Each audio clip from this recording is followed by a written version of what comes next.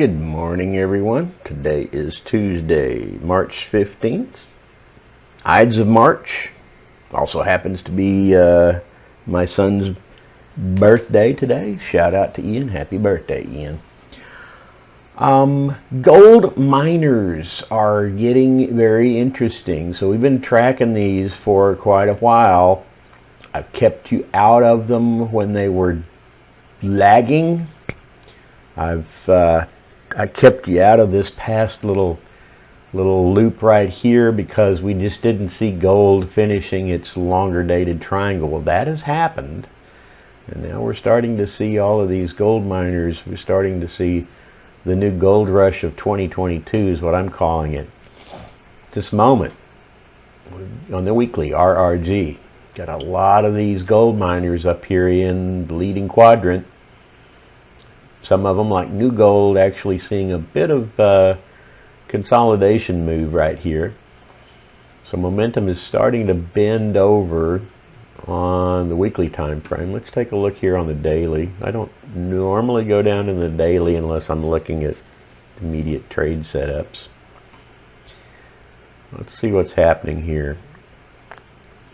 We'll kind of bring this in and look here. So this is the Coeur mining is the lowest relative strength on the weekly also. It happens to also be the lowest relative strength on the daily, and this one has about the worst price chart of all of the others. New Gold is there. It looks like weakening there. Kinross Gold is here. The rest of the group seems pretty strong and healthy, but you can see on the daily time frame, just go ahead and add you another day there. There's 5 days, right? You can see on the daily time frame that move up has started to fade on the daily time frame, and I think that's the move we're looking for to be able to do some trade setups. Let's go ahead and switch that back to the weekly. Okay, let's take a look at what's happening here. This is, whoops, grabbed the wrong one. There we go. Grab that and pull that down. So this is Monday and Tuesday's price action, including what is it? It's just about 7 minutes after the market opened. So there's just a teeny bit of Wednesday in here. Most of this is price performance on Monday and Tuesday. So you can see gold itself is down, trading down now at 1919, 1920. It did get all the way up to a little over 2,000. Let's pull that price chart up there. Let's take a look at that. So the rally that gold made, starting say from January 28th, you wouldn't have really been able to get into it maybe until the breakout here on the 11th, but we'll still do a fib measure up to here. I really believe that move there now is in a consolidation. It's in what we call a corrective retracement. We don't know if this is going to be a flat, a triangle, or a zigzag at this point, but there will be some type of corrective move, and that the first leg of that corrective move seems to be unfolding. The rest of the gold miners, we're going to go through most of these charts here in just a little bit, but you can see this week there's a lot of big red and big ugly. Over this past couple of weeks, they've been rallying pretty sharply. So let's look a little bit closer here as what's happening in gold. I'm going to zoom it up just a little bit to make it easier to read. First thing we're going to do is pull the fib retracements from this January 28th low. It's debatable whether to go actually from the close to the close. I'll just go ahead and use these intraday spikes, and we'll just put it there. We'll say from this intraday low to that intraday high, we have now retraced just about 50%. Okay, now we still have 61.8 and 78.6 that potentially we could see the corrective move push down as deep as this before it begins to rally again. But since this is the first leg down, we typically know if we're going to get a first leg down, we're going to get a second leg back up.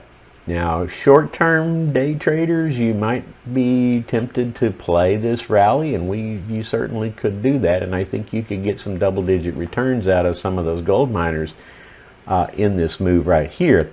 But you got to be nimble, because when that move, when the momentum starts to fade on the end of this, you better have pushed your stop losses up, because otherwise you're going to get wiped back out.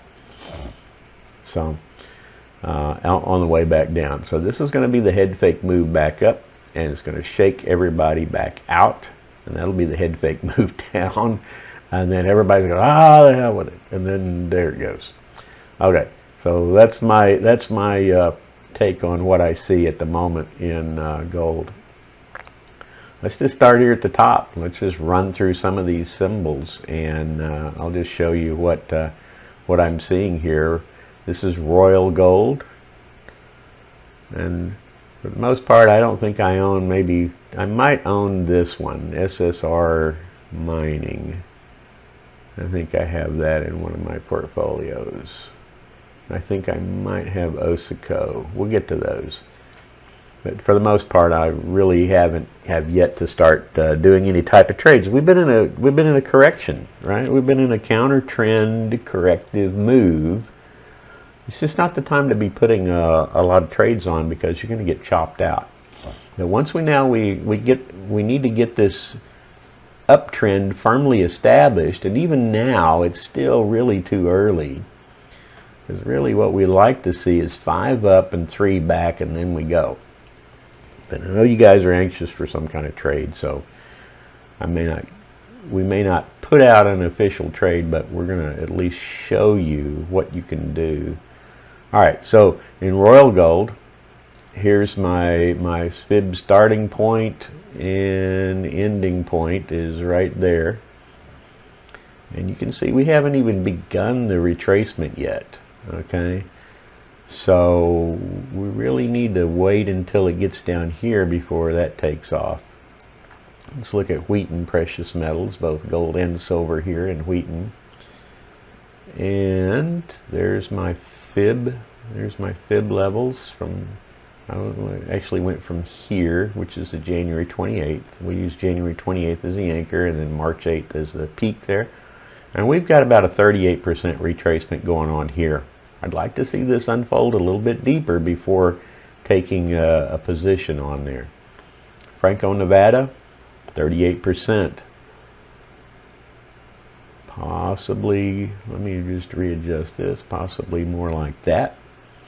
Some kind of move that's going to take it through, and according to this, it's going to take all the way through the end of March before we really get the bottom anchor. Now, you want to play something here, we're going to have to get off the daily and drill down into a smaller time frame. But playing something from up here with your potential move all the way down to here puts a large risk on your trading position. So when you get into smaller time frames, you'll have to probably anchor from the prior swing wave low and do the same kind of thing above there. Let's test that. Let's test that theory. Let me drop this into an hourly. And I have data back to, there's the January 28th low right there. Looks like I can't slide my chart over anymore because I'm on the hourly time frame. This is all the intraday data that I have available. But that's good enough. That's what I'm looking for. From there all the way up to there. And let me just redo this fib. Oops, not fib expansions. I want fib retracements. Fib retracements will go from here up to here and then across. Yeah, okay, so there's the 38, there's the 61, the 786. And so, but if we're going to do something on a smaller time frame, here's what I want to do. I'm going to scale this a little bit more. I'm going to remove this January 28th. Let's go ahead and delete that. This is the prior swing wave low. Okay, there was a 3-4 move here and a 1, 2, 3, 4 up in 5 that ended that, and now we've begun the move down, the corrective move down. So this is the most recent swing wave low. We're going to do a fib retracement from here up to there. And then now you can see from this February 24th low, which was a key swing wave low in the markets, that and then the April 8th move, okay, I'm sorry, March 8th move, right? So from February 24th to March 8th, that was the impulsive move up. Now we're in a corrective move back. And that corrective move back almost looks like it's down in A, up in B, A, B, 1, 2, 3, 4, maybe just a little bit more in C. And then it's going to be time to go. At least that's what I'm seeing. And I'll just draw myself a little trend line across there as some kind of support. At this point, you could entertain, there's this little RRM, risk reward measure. We could entertain putting a trade on with the stop just below the 786. We'll give it a little bit of room. Go from there. We want to enter, we'll have an entry point where we're trading at today, and that should be right about here somewhere. And then we'll look for our target move to go on up there. I'll have to zoom back out a little bit, and we'll take a look at where that target can go by using a fib expansion tool. So from a fib expansion tool, I'm going to start from here. I'm going to go up to here, and I'm going to presume that it's going to turn right now. And there we go. So a 100% fib expansion move from this February 24th through the March 8th, traded off of a pivot point here, another swing low. The market turns right now on the Fed and the gold starts to move back up. This would be your stop loss at 146.6. It's a 3.5% risk to the downside. And if we put our target here, our first target at the 100%, then we've got a 16% move to the upside. That is a 5-to-1 reward to risk ratio. For a more aggressive play, maybe a little bit longer out in time, you could certainly look to see this move all the way up to the 1618 of this impulsive move here, right? So if this happens to be a 1 and this is 2 and this is 3, it's very likely it's either going to hit the 177 or the 195 target. So you could entertain this particular trade plan. Put yourself an order in to buy. If you want to buy options on this, that's fine. I haven't investigated Franco-Nevada options, but you could do something like that, or you could buy the stock outright. Buy enough shares that you could sell half at once you got up here to 100, because more than likely this is not going to go in a straight line. It's going to go in a wave 5 pattern. It's going to go up in 1, down in 2, up in 3, down in 4, and then maybe up in 5. And this could be your wave 3 zone for the smaller degree inside of this larger wave 3. So from this point, you might want to say, I want to take half, because I'll tell you, this pullback right here, with the volatility that I've seen in these gold miners, that's going to be a huge drawdown on the position, right? So you can look, there's $10 off of that, so whatever percent is. But there's no guarantee that it doesn't break down further and push you back down below your entry point, and then you just wasted all your time if you didn't take any profits on the way back up. So what I like to do is, once I get a pretty hefty little profit in there, if I get a 20% profit, I'll definitely be moving my stop loss up to break even, and then start inching it up, and I'll be monitoring the wave counts on the way up for that particular move. But I would sell half at 100, put another target in to sell another half there. For the half that you remain, that you're holding for a move to here or there, you'll have to watch what unfolds in the corrective move and put a stop loss in there, and certainly also put that stop loss to the point where you make some money even on that second part of that trade. All right, so I hope that's clear. take a look at, I'm going to go back to the daily chart here. Sorry. So, and just kind of screen through there. Here's an idea, I think. So on Osako, so I may or may not, I'd have to go look on my portfolio right now, see if I actually even put this in or I just designed it. We've got an impulsive move, 1, 2, 3, 4, up and 5. Need to have 3 waves back. I'm targeting an area here. I can't say that this risk reward level matches up to this 786. Okay, that's for sure. Not on this time frame, but it's more likely on the smaller time frame, going from here to there, and then a 786 right there. Okay, so again, I think I'm taking this February 24th or 25th low, using that as the swing points. First Majestic Silver.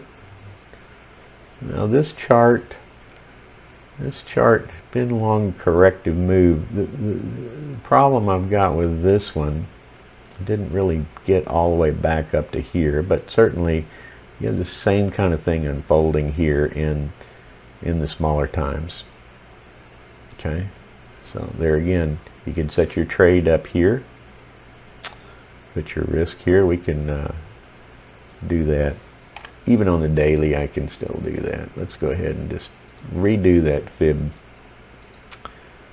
Redo that fib retracement. We'll take it from here to there. Oops, I think I grabbed it. There we go. And we're only about a 38% retracement. So I wouldn't necessarily buy this one today. I would look for a little bit more downside. And of course, as these corrections unfold, if they start to move sideways, what's going to happen is relative strength is going to be gaining on these guys if they're holding their own while the broader market's declining. Again, all of these benchmarks over here against the S&P. You could change the benchmark and actually benchmark it against gold if you preferred or wanted to do something like that. All right, Barrick Gold. So Barrick Gold, a little bit different beast. This one I kind of think, yeah, there's the correction that I had forecast, and I'll just go ahead and anchor it there. And so there's going to be some kind of a corrective move unfold here in Barrick Gold. Its move really kind of started back here in December,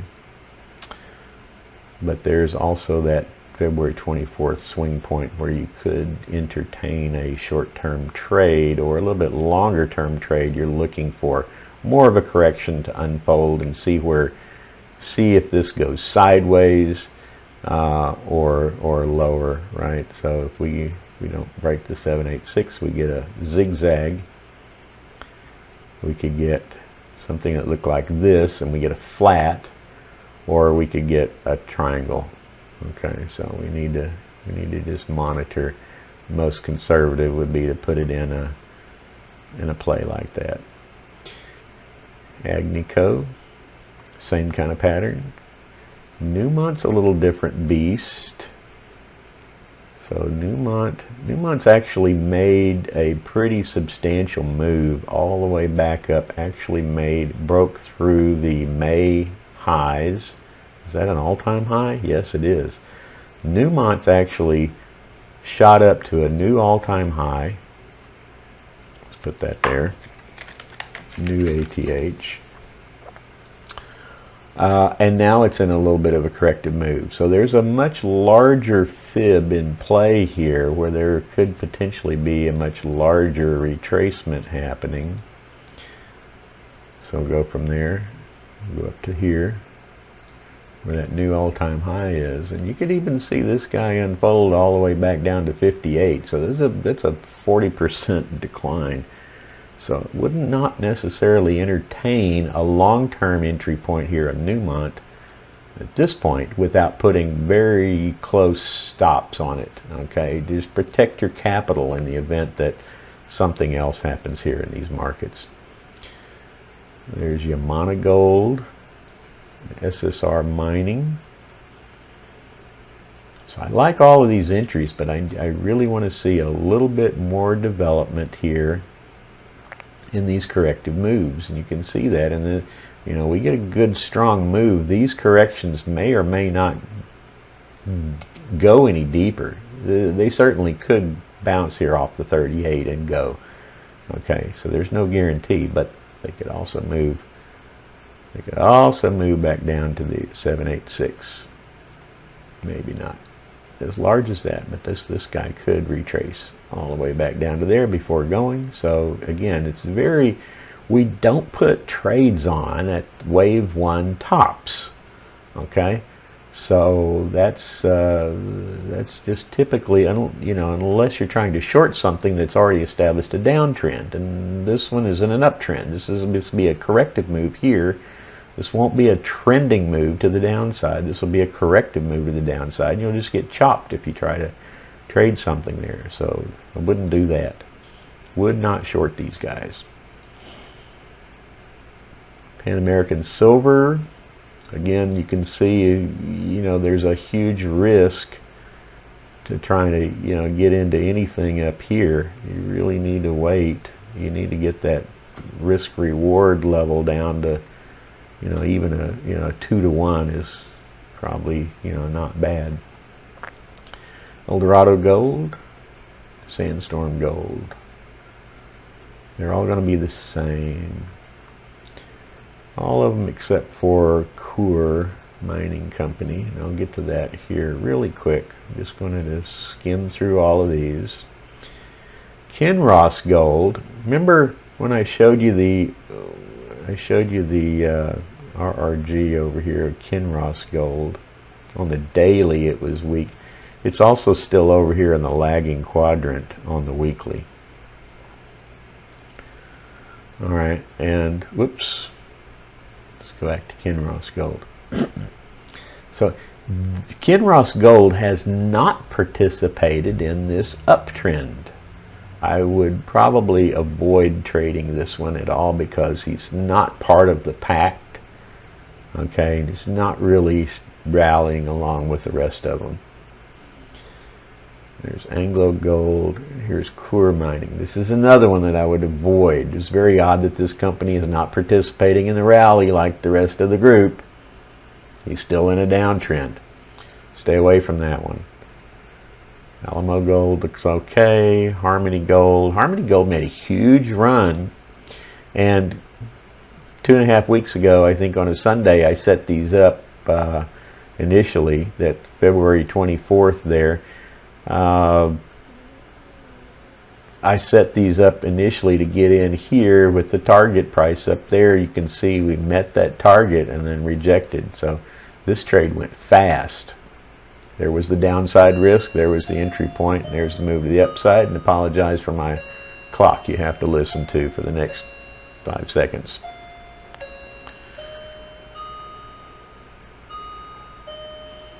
Here's Goldfields.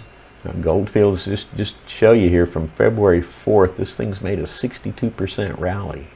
Okay, 62% price appreciation, but it's begging for some type of corrective move. Here's New Gold. Yeah, New Gold kind of faded on me here. So this one, again, looking at the relative strength, looking here at the RRG, where is New Gold? Yeah, New Gold here. So you can see New Gold started to roll over. The rest of them, their vectors were still with a northeasterly slope. We started getting horizontal and then a little bit of downtrend, and now in a corrective move to the downside. But relative strength is very high for this guy. So this one may just be taking the early corrective position. And if we can find support right here, if the rest of the pack decides to go, I believe you're going to see this guy take off too. I don't really like the way the price is swinging here, but I do have a downtrend through these highs that is broken to the upside, and we are now using this downtrend as a support line. Yeah, something like that. Plus we also have a series of higher highs, right? I'll draw a line from here to there. We have a series of higher highs. We have a series of lower lows. So momentum is to the upside, that's for sure. But this move here is very corrective still. See how much overlap there is? It's not a beautiful, impulsive move yet. It could be. This is part of a leading diagonal up in one. This is the 1-2 corrective move that we're looking for, and it's going to resolve itself here very briefly, very quickly in the near future. And then we're going to get a shot up. How would I play this if I really wanted to play it?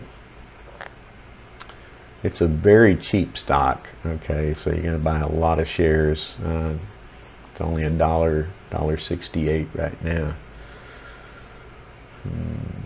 You could possibly entertain. What happened to that little guy? RRM, risk reward measure. You've got this swing point low, but I think that could be A up in B.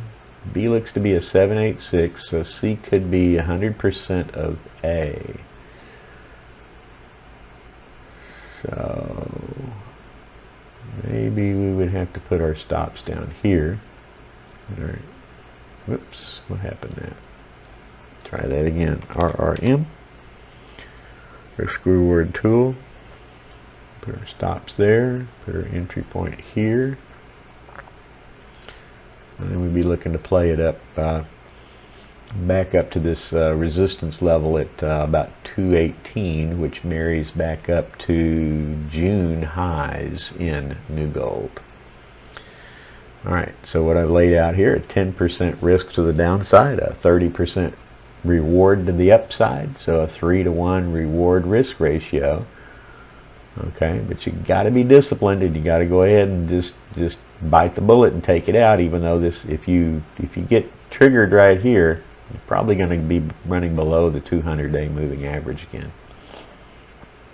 Just take your losses, protect your capital.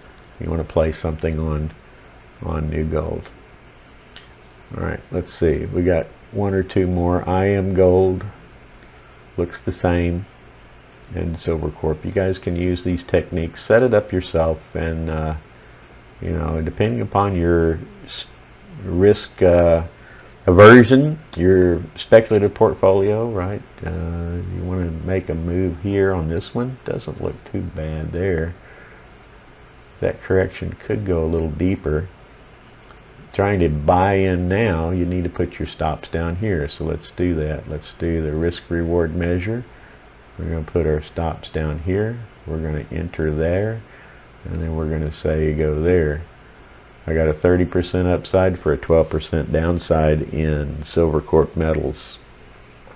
Okay, this is a very simplistic way of doing it, right? So I hope this has been helpful. Drop us a note in Discord if you want to discuss any one or particular of these charts in any more depth. Talk to you later, guys. Bye.